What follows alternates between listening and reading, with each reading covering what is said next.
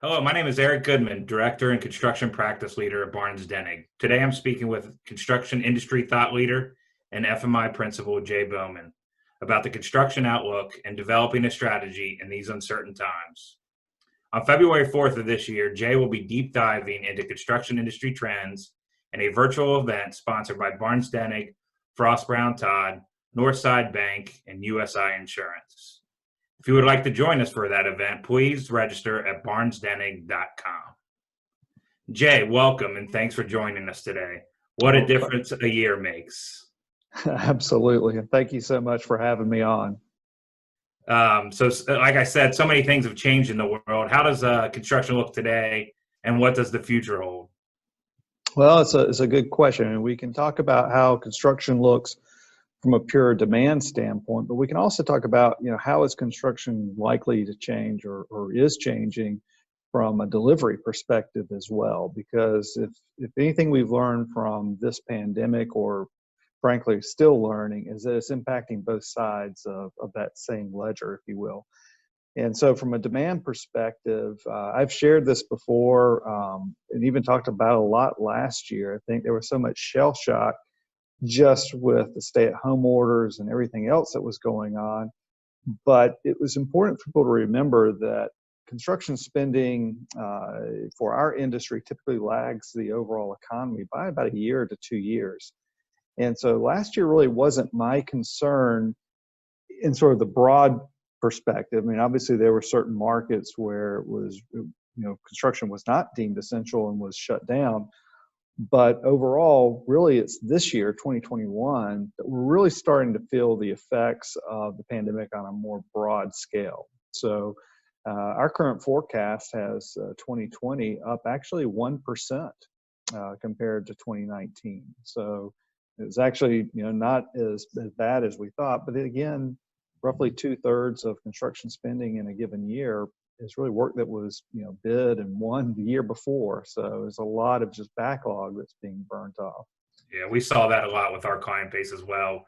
For the most part, really good years in 2020. Owners worried about, running out of that backlog mid 2021 into 2022. So it sounds like that's what you're seeing as well. Right. And so now we look at total construction going into 21.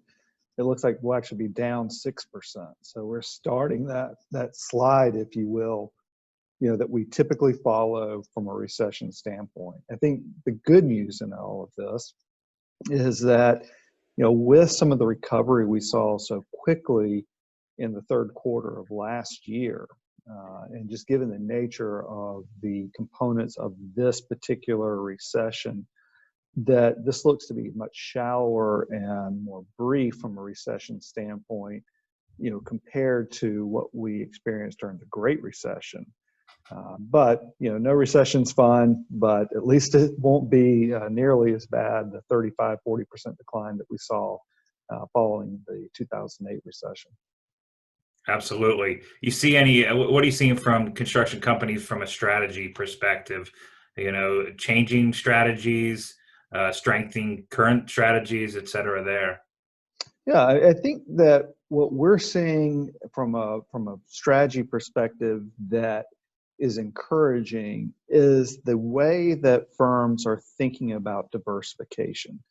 So I think during the Great Recession, because everything that we'd gone through through the 90s with just years upon years of expanded growth and spending, and then just the volatility of that particular recession, just the steep drop that we went through, that I think a lot of the diversification decisions that contractors made during that time period were not necessarily well thought out for a lot of firms.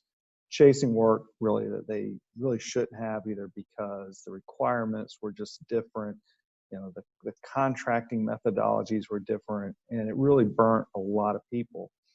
So I'm encouraged that this time around, when I'm talking with clients about what they're looking at from a diversification standpoint, they're doing it much more from what really aligns with what we do, thinking about what type of firm am I and what else might I be able to add to my portfolio versus just looking at, what's big and growing. Do you see any Any unforeseen headwinds? I know, back in February of 2020, you could have never seen COVID. Anything that you see out there could be a headwind for construction companies? Yeah, I mean, it's interesting you say we couldn't have seen COVID. We actually were talking about COVID before the shutdowns, but frankly, we didn't consider it to be one of those Right. things that was going to completely shut down the economy, because it was one of, roughly 10 or 12 different pandemics that we'd actually had since 2000. So the assumption was we'll have some small impact. Other pandemics had, maybe we had a small correction in the market for about 6 months, but that was it. Didn't have any impact on construction. So we kind of didn't get that one right, just assuming that it would be like all the Absolutely. others. But Absolutely. but when I look forward and say, okay, well, what are the challenges that we're likely to face? And I think it's really sort of twofold. The first one is that there is going to be some lingering psychological effects from just people working remotely, all the other things related to this pandemic for the past 12 months almost, right? So even with vaccinations and everything else, I think that there will be a slower return to, I'll say, the necessary crowds for certain types of facilities. So think of, business travel, so conferences, hotels, sporting events, those types of things. So I do think we would have a much longer sort of drawn out delay in spending, if you will, and some of those that really require people to physically be present. So I think that's kind of one thing. It's just that psychological impact. The second thing, though, that I think is important, and I was actually talking about this one prior to the pandemic, and I still think it is an issue, is actually the student loan debt. You always have to look at what's that thing that could trigger something in the economy. If you take total construction spending in the U.S., single family homes to power plants and everything in between, it's roughly about a $1.2, $1.3 trillion industry. The total, outstanding federal student loan debt in this country is more than that, at almost $1.7 trillion. And so I think that is an unsustainable level. It's grown at a compound interest rate of almost 20% over the last, decade or so. And with the talks of potentially forgiving that debt, while it may sound, good to do that and it would be beneficial to others, it's all the unintended consequences of that I would be monitoring very closely, because that's not a trivial amount to simply just wipe off the books. Right. Absolutely. I do remember you speaking of the student loan debt crisis, as you say. Well, Jay, thanks for joining us, and we're looking forward to hearing more on February 4th.